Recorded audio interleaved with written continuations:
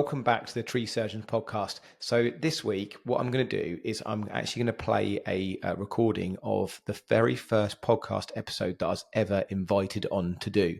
This was 2 years after my business failed. This was before I started the Tree Surgery Mastermind and Business Academy. This was before I had done any speaker training. This was before I started the Fail Forward podcast. This was the raw first time I'd ever been interviewed by anybody on a podcast. And I thought it'd be useful to share because people will understand kind of how the Tree Surgery Mastermind started. They'll understand the failings that I've had in the past, the different things that I'd learned. And it was really a lot less polished version of myself. So listen in, love to hear your feedback on it and the views and just really get an understanding of who I am and why I do the things I do right now, because it was really, really fresh and I'd not ever done a podcast episode like that before. So as for the remaining episodes of this series of the Tree Surgeons podcast, we are starting to interview other tree surgeons, other tree surgery business owners, and we've got loads of really good people lined up for this podcast. So if you're interested in coming on, you've got something that you do within the tree surgery arboricultural industry, not just necessarily tree surgery business owners, but if you have something that you want to share, please get in contact with me. Please drop me a message on any of my socials and we'll get my assistant to get in contact and we'll get you booked on for the show. But please sit back and enjoy the next 45 minutes of the first ever time I was interviewed on a podcast. Hey everyone, back for another episode, and today we're going to talk about how you climb yourself up, and some fortunate things can happen. We drop down to rock bottom, but how we can claw ourselves right back out of there and back at where we really want to be empowering ourselves. So watch your way through. Today I'm joined by Henri Ghijben. Have I got it right? Yes. Good to have you on, Henri. Henri's I met you on Zoom, so we haven't met in person yet, our mastermind program, and I was just so inspired by your story, which you're going to share a bit today. And I think it's, we've talked about how we can help and provide support for others, and how our journeys can inspire as well, because it's such an inspirational story that you've shared with me then and just before we come on. So before we let's get started. Just in a few words, Henri, tell us a little bit more about you and what you do. Okay, yeah, my name's Henri. I'm from Southampton. I run a tree surgery business and have done for 13 years. I've now got into the property world and doing property investing. I was born in Ipswich. I moved to Southampton when I was 14. And my father, he run one-man bands. My parents run a restaurant, and they were always pushing me to get into business. And that's how I ended up getting into it at 24 years old. Oh, wow. So, and you started from you said a 10 grand loan in your garage or shed or whatever it was, and you bought this and built this, up to like 47 staff at one point, was it? And yeah, it went pretty big. So yeah, I left school, failed all my GCSEs, didn't have a clue what to do. Careers advisor said to me, you should go and do customer service because I like water sports and socializing, as you do. So I went and did that, worked in lots of different office jobs, worked for the bank, worked for different sales companies, and then in my early decided to leave and go and be a tree surgeon.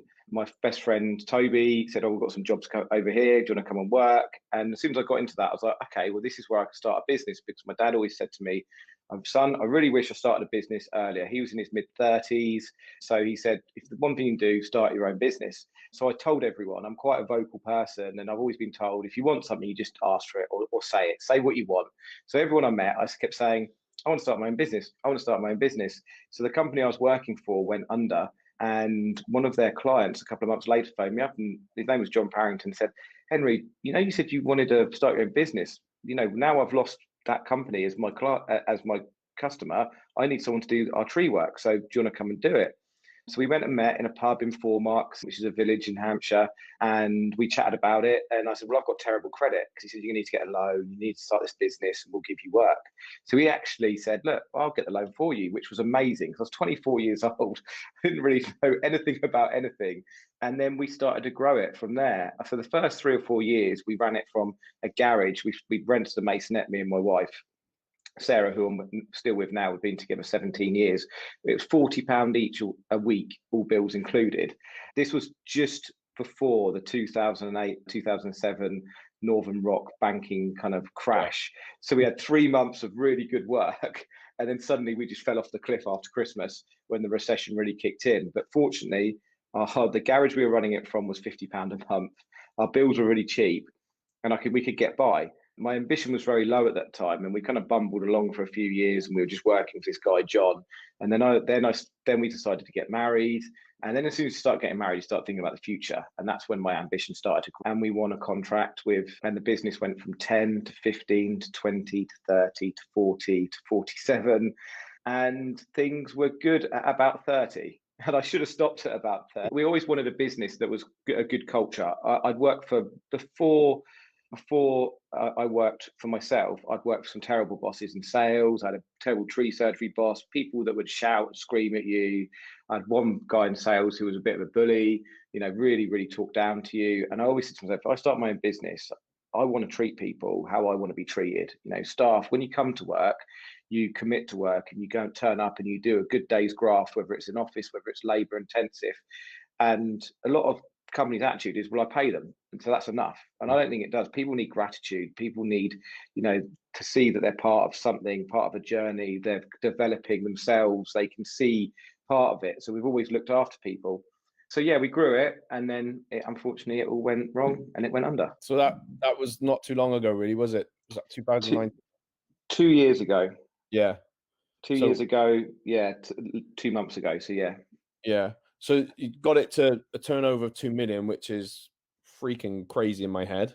So amazing. And before we come on, you said you talked, you like to win, you're competitive. And I think I do think that's a bonus. I guess like what you might have said is like, yeah, it's great until we kind of get knocked back down. So we got to the top of the mountain, and then obviously things for whatever reason happened and it went the other way. So did it just suddenly just fall like this deck of cards, or was it a gradual? Were there signs or? No, it was gradual. My daughter's 5 now, and when she was born, business was really good. We had about 30 staff, and I spent quite a lot of her first year working a few days a week, and I wasn't having to work full time in the business, and that was quite a big milestone. I remember it. When my son Ned is 2.5, when he was born, so 2.5 years ago, I don't remember his first year because it was the opposite. I was doing 12, 14-hour days. The whole thing was falling apart. So it was really tough. And it kind of happened the reason why it happened, there's lots of reasons I could spout off, but I was not good enough. I had this blockage from school where when I failed all my GCSEs, I said, I'm not going to do learning. I'm just going to work really hard. My parents gave me this great work ethic. My dad got me a paper round job at 12. He lied to the local agent to say that I was 13. I started my own car washing business at weekends with a bucket and sponge. Every bit of money I earned, I had to earn. And it was a great work ethic. But when you've got 47 staff, working really, really hard doesn't cut it. At the end of the day, I was steering the ship and I wasn't good enough. And about a year before the business went under, I met a guy called Jeff Shrimpton, who was a business coach, and he was a really good coach. And he said to me, Henry, you need to start learning about business. And I said, I don't really do learning with any course. He said, no, you can read some books. I don't read books. He went, look, if I'm going to coach you, you need to read books. And he gave me 1 Minute Manager, Meets the Monkey. And I started reading these books and realizing that when I was reading, especially that book, I suddenly went, oh, I'm the guy with the cape who's coming in. Every time something needed to be done, say a trailer reversing in the yard, I go, I'll do it to be done in the yard. Oh, I'll do it. Oh, my computer's broken. I'll do it. And that was great for my ego, because then people would go say to me, there's a reason why you're the boss, Henry. There's a reason why you're the boss. And I'd be like, yeah, there is a reason why I'm the boss. Yeah, because I'm really good. And what I had no idea at the time is, because I had no business knowledge, that I was just disempowering all my staff. Now I look back at it, every holiday, and I won't list everything that went wrong. There was huge complaints, there was car incidents, there was staff incidents, but every holiday, the company would implode. And I would have the most stressful holidays because I'd be on the phone. I had to talk to a client in New Zealand. It cost me 45 quid from Greece, and all these things go wrong. Now I know, I look back at it and go, it's because every time I went away, there was nobody to do the stuff for them. They went and did the work, but I was completely disempowering them all the time. So basically what I'm getting to is, for when the business was small, I could do everything for everyone and it wasn't a problem. But when it got to 47 staff, I couldn't do it for everybody and I wasn't good enough. And I started learning a year before, but when the coach came in, unfortunately, the business was already in dire straits. And we didn't think, it's crazy to say this, and people are going to go, what, when they hear this? But I didn't even know what a cash flow forecaster was. And I've been running a business 9 years, and we got it to 1.4 million at that point.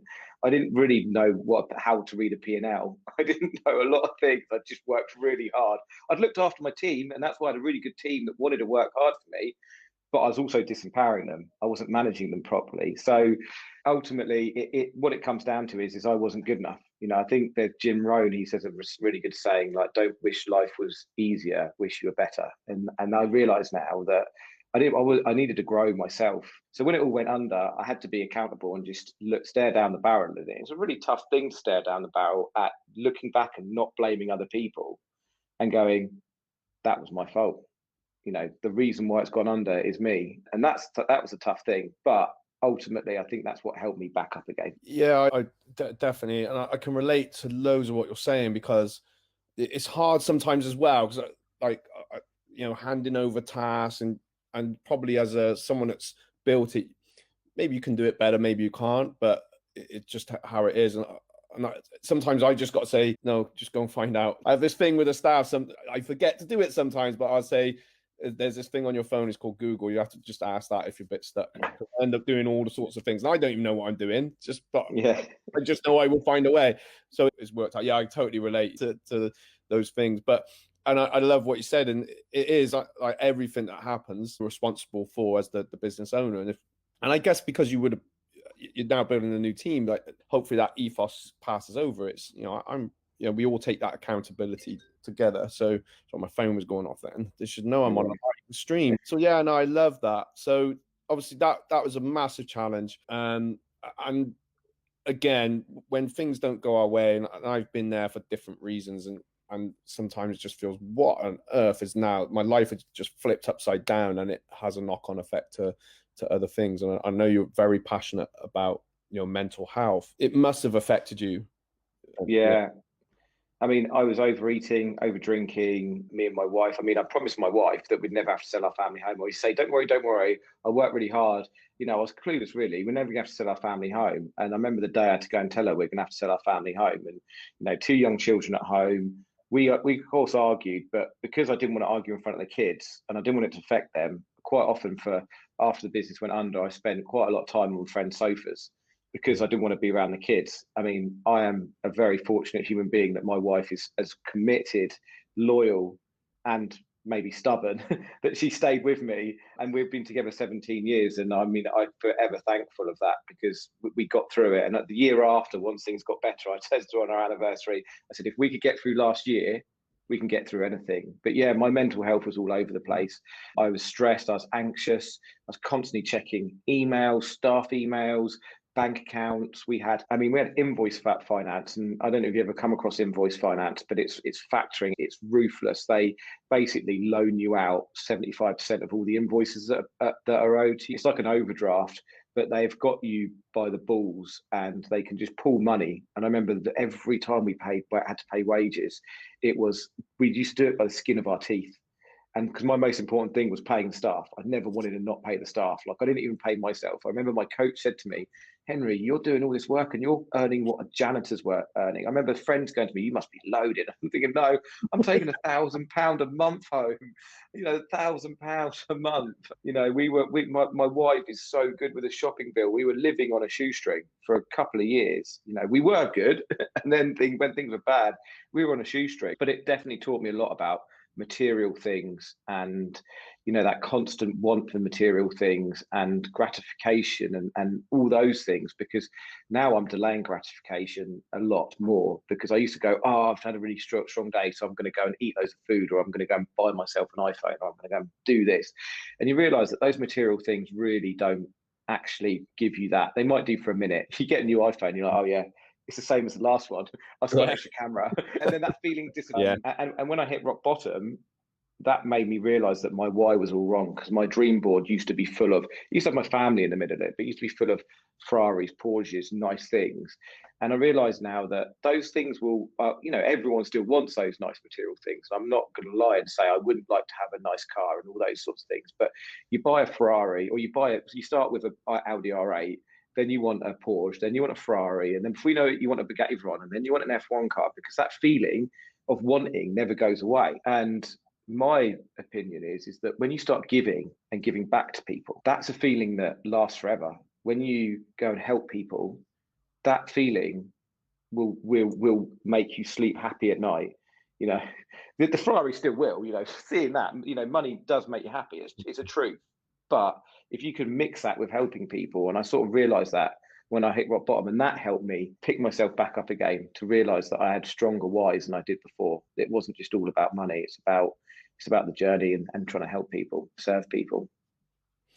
Definitely, Henry. And I don't know if you've ever seen it. So in a way, you were kind of going for some grief, and it's a grief of where life had changed for you from what you had and there. And there's like a grief curve, and it kind of, I've said this before, I get on camera. So it kind of goes like, why? Kind of goes up like this. So I had to get used to camera being on my So at the bottom, it's actually, it's not, depression's not at the, it's just on the way out of it. So you go through like denial stages and everything. And one of those things is for coming back out of it. And you have to go through all these emotions, and it can be like this, and it can be like that one day.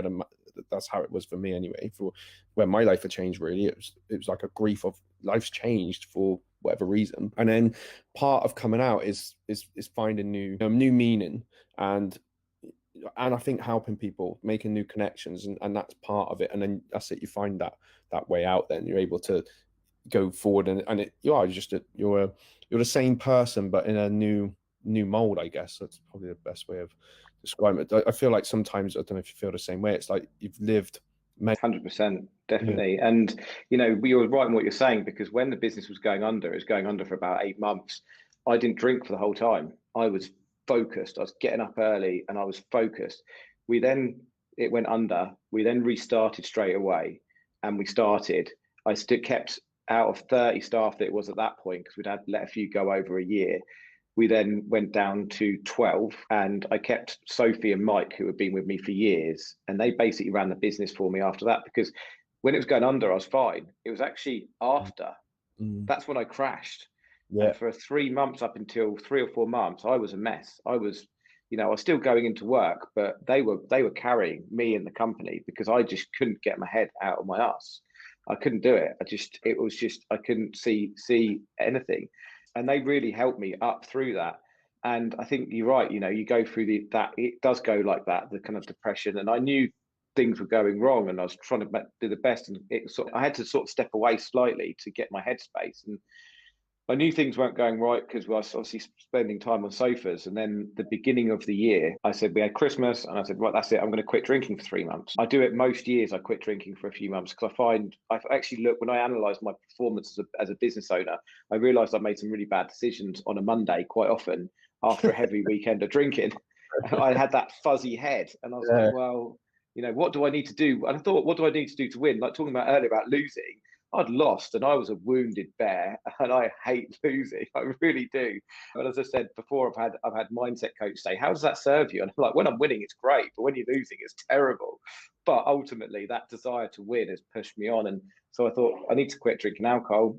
I also need to start doing business networking. I need to build this company back up. So I spent the year completely just focused on sales and marketing, getting new clients, doing networking. And the networking, I went into the first room, I was an anxious mess, and I'm quite a confident person when it comes into meeting people. Being part of that networking group helped me. And that was the new phase of my life. I'd gone from this guy who was all pent up, wouldn't take help from anybody. You know, before the business went under, my wife tried helping me, and I'd always push her away and say, no, I'm right.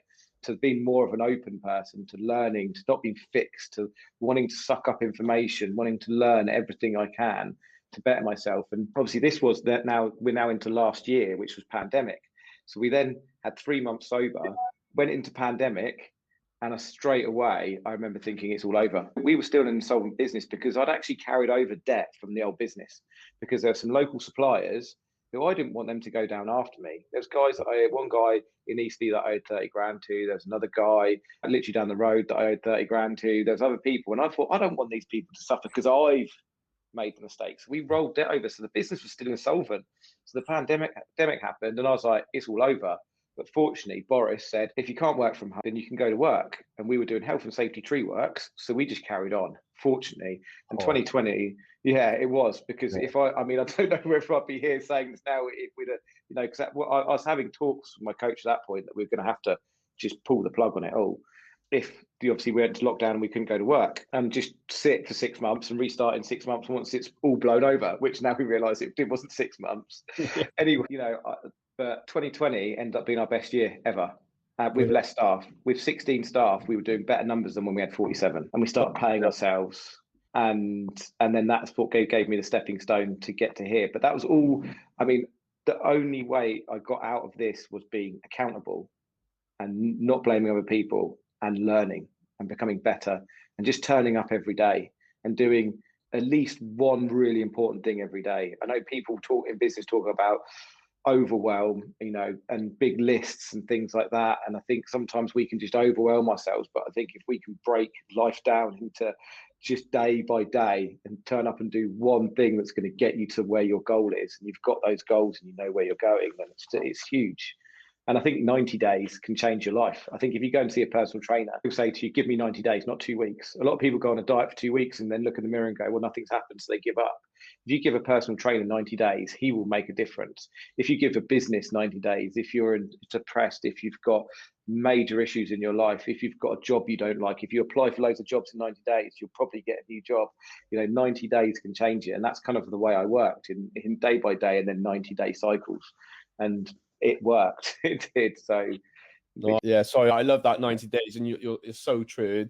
When I was teaching martial arts, and I'd say we only got to make that 1% change. You know, if a boat changes course by that 1 degree, it's not much at the time. It doesn't feel like anything, but a few miles later, it's a totally different course. It's a big difference. And 100% love that. Yeah, and just again listening to you, Henry, I relate so much. I've paid staff on my personal credit card a few times. Where it's hard because you want to put your staff first, because they're the ones that are, you know, really keeping it together, aren't they? You know, your staff's important. And the same, I remember about 3 or 4 months in a row, I didn't pay myself not even a penny, and it was just credit card, make sure the staff are okay.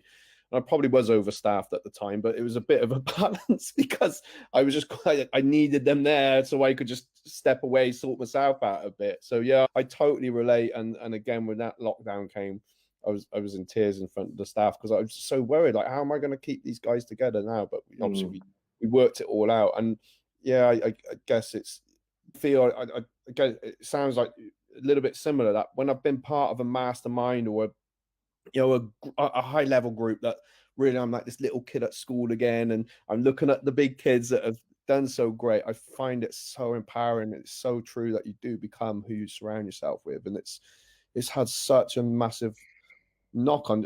And again, like the learning, you're absolutely right. It's I guess it was a different generation, and I feel you've had that good input from your parents, as in like, do this, and they've really empowered you with some great, like a great mindset, so that when things didn't quite work out, I didn't do great at school. So, and I hated it at the time, and I just felt pretty insignificant, a bit of a failure, all those horrible things.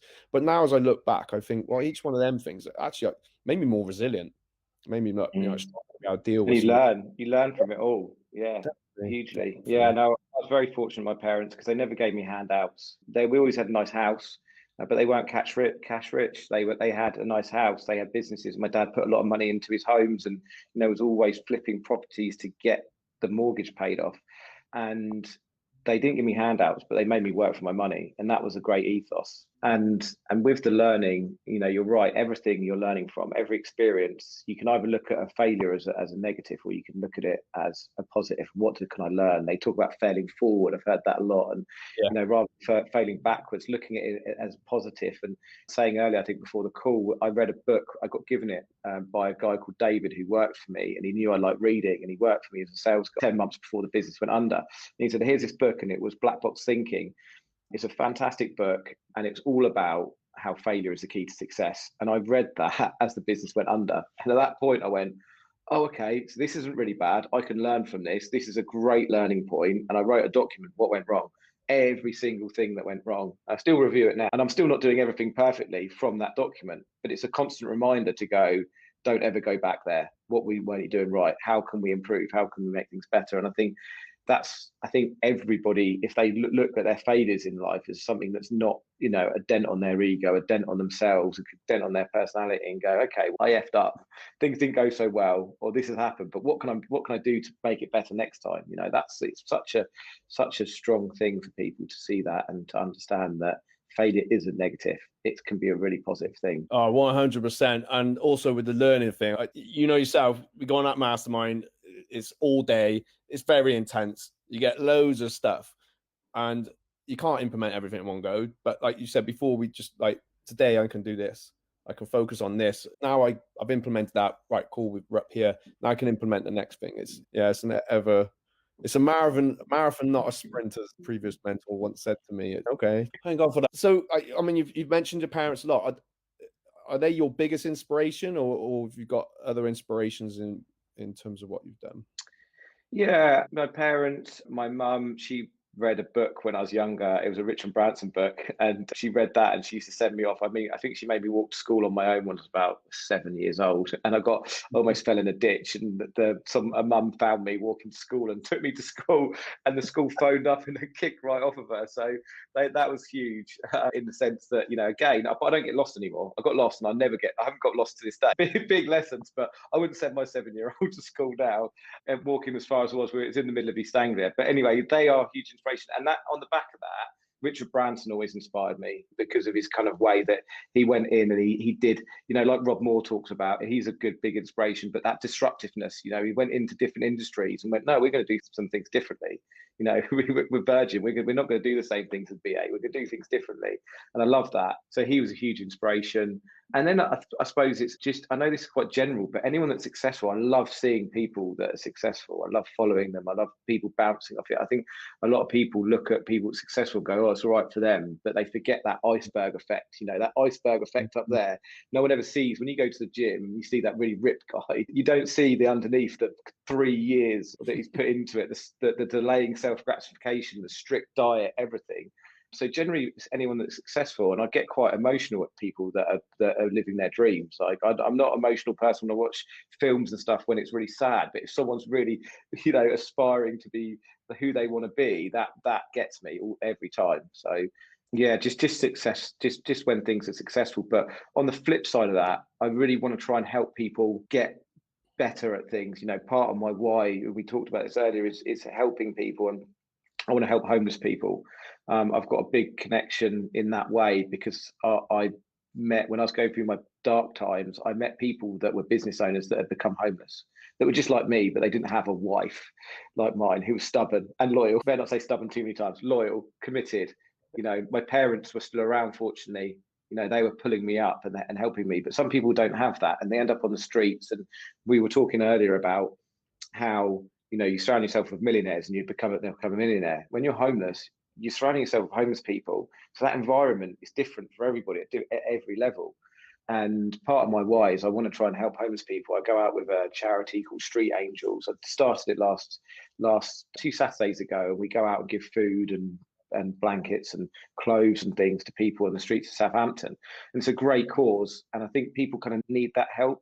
So that sort of forms, I've gone off with a bit of tangent here, haven't I? But that kind of forms a bit of my why, is to try and help and serve. And again, talking about earlier when we were talking about material things, that they're the kind of things that, are gonna help everybody. It's a better feeling than all the material things in life. No, I think that's hugely important. I don't know if I connected you with Julie Kent, MBE, but she does a lot for local charities, even though she's based here in Cheltenham. But once you got your podcast off the ground, or even if it's just a launch, she would probably have you on her podcast talking about, I know she's a vice president for a homeless shelter here in this area. Amazing. Yeah, I'd love to connect. Yeah, definitely. But I think it is part of what I learned is, I like to give. I feel I've kind of regained that control in how it should be done now. Like, you said before, we're probably saying we're running around trying to help everyone, but it's getting that right balance. It's focus, isn't it? Yeah, definitely.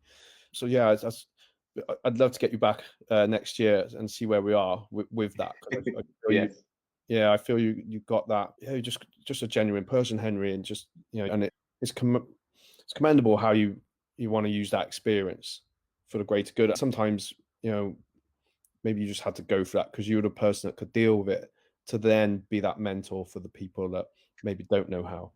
I actually think that I had to go through what I went through. It was ruthless. People say it was, at the time, it was the worst year of my life, but now it's the best year of my life because I Yeah. found myself. I learned more about myself, my life, business. I learned more in that 1 year about business than I did 10 years before that. So I had to go through it, and I'm a better person for it. Yeah, there we go. Fist bump for that. Yeah. So I was going to ask what your biggest win in the last 12 months, but I think you've just pretty much said it there, right? Well, the biggest win now is that we had to sell our family home a year ago, and we're just waiting for the final sign off of our mortgage to get back on the property ladder. So, which is a nicer house than we had before. So that's huge.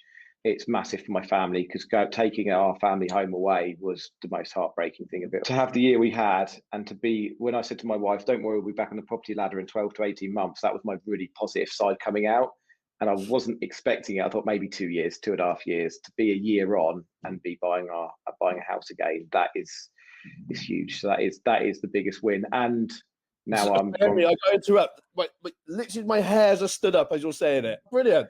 Congratulations. Thank you. I've now got four businesses. So I've gone from 1 to 4. So it's just spinning plates. We were talking earlier, spinning plates, but I've got a great team around me and great support. So things are going in the right direction. But again, it's all because of the commitment, the work ethic, and the learning and the constant developing. So are these businesses you started from scratch, or have you acquired them? So we've got the tree surgery business. We've got Edified Properties, which is we're buying property and refinancing, refurbishing, refinancing. We've got Edify Service Accommodation, where we're doing service accommodation units and stuff. And then I've bought the franchise for Progressive Property, PPN, Southampton, start a monthly property networking meet. So, yeah, three from scratch. One I've bought the franchise for, but I don't think I could have done another one from scratch with everything going on. So I was quite happy to take a franchise on that. So yeah, and the whole plan is to get all these business systemized so that I can pull away from it more, so I can then help homeless people. I want to be able to help kids when they leave school, because when I left school, and I say I failed on with GCSEs, I got told to go and be a customer service advisor. No one was telling me at that point, "Look, Henri, you might have failed all your GCSEs, and we have been telling you for your whole life that these are the most important things. And if you don't do well in them, you're going to be you're going to struggle in life. But there are other options. You can go and learn about business. You can learn about things that you're passionate about." And I kind of want to help people coming out of school, or some influence. I don't know how, but yeah, there's something there, and be able to try and, inspire some kids to go and not, maybe go and do what I did and go and work for lots of companies and then stumble across it eventually. We might be able to help the next generation of entrepreneurs, which is what I think we need in this day and age, is young people thinking about that in that kind of way. And they're going to be blowing our minds with digital stuff, right?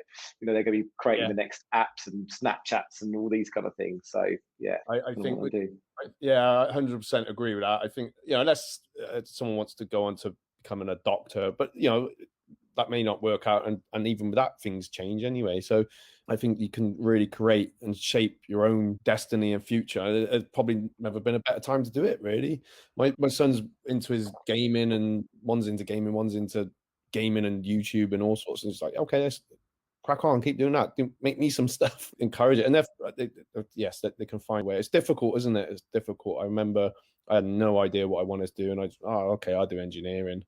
But I guess even from working in a shop, I think those things helped me, though. I think that experience helped for some of the similar reasons you might have said off camera, but same reasons. But yeah, it's more having that open mind that, you know what, I've got some experience here. This isn't for me. I can step out of here and I can do, something else. And definitely, yeah. No, I learned sales. I learned customer service. I learned things that when I got into tree surgery.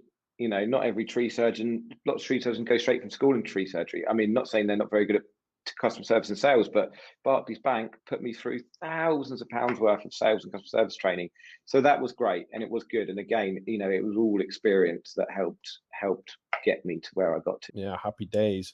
So I guess if you could go back to your younger self then, because since we're on this, what one piece of advice would you give yourself? Carry on learning, soak up as much information as you can, read as many books as you can. I read a book a week if I can. I'm on Arnold Schwarzenegger at the moment, his autobiography, that's taken me longer than a week. It's huge. But I would say just keep learning and keep developing and have an open mindset. No, that's perfect. Great advice. Great advice. And if you don't like reading, there's audio books. And if you can't, Exactly. You can get a book down into 15 seconds, 15 minutes. Sorry, not 15 seconds. That'd be quick, wouldn't it? Yeah, and you got YouTube. You know, everything's on YouTube. You can learn how to do anything on YouTube. But yeah, whatever it is, whichever way you want to learn, you know, everyone's different. Just suck it up, especially when you've got a nice young spongy brain. Oh yeah, definitely. When you're younger, it's a lot easier. Did you find though it was easier? I found learning easier because it was my, obviously I took on I had my business, so there would have been no way I would have got my head around marketing and everything else. But I felt when it was mine, I really wanted it to, you know, serve and. I think you've got to be passionate about what you're learning. I think if you're learning, like, there's some books I read and I have to put them down because I get caught away through it and I'm like, this isn't going in. And to be honest with you, I don't, you know, this isn't really floating my boat. And I think if you're not passionate about it, then, you know, you need to have passion to want to learn. It's got to be something that interests you. You know, I've been on certain courses and you sit there and you're yawning your way through it. You know, property courses now, I love property and it just goes in. But you've got to be passionate about it. And there's another good book by Dan Sullivan, which is Who Not How, which is a great book. And he talks about when you think about how you want to do something, you don't think about how you're going to do it, you're going to think about who. So I was trying to read last year a book about SEO, and I had bought 2 SEO books. And I read them both, or I read half of one of the other. And I realized at that point, I don't need to do SEO myself. I need to find who's going to do SEO for me. Yeah. And it's also trying to be like that. Think about, you know, you can't learn everything, but try and concentrate on the passionate things that make you tick. Because when you do, you read a book and you read it in no time at all. Yeah, no, again, great advice, Henry. Thank you so much. Well, listen, I really enjoyed speaking to you. I would love for you to come back on. I can't wait to see you get coaching. Thank you. I really want to. I want to help people. So, and thank you for having me on. This has been great. So it's always good. No, my pleasure. No, there's a warmth about you, Henry, and you've got so much empathy. And again, when I first met you in the breakout room for the mastermind, you gave so much just in that bit. I think you might have nearly had me in tears, but thank you for your time and your kind words, and I'll definitely be back, and I definitely want to keep sharing my story. So yeah, thank you. All right. If anyone did want to get in contact with you, Henry, are they okay to private message you, or is it best to go through the links I put in the copy in the comments? Yeah, just private message me through Facebook. Facebook's better than LinkedIn. I have my messenger more up on that, so or just go through the websites, whichever's easiest for people. Brilliant. Thank you, everyone, for watching. Henry, I'll speak to you in 2 seconds once we come off. We'll see you all next week. Enjoy this lovely, lovely weather. Find some ice. Maybe don't be careful you're jumping in water, of course. There's been a few casualties. That's the word I was looking for. All right, I'm going to shut up now. Peace. Peace, love. Bye-bye. Thanks, everyone.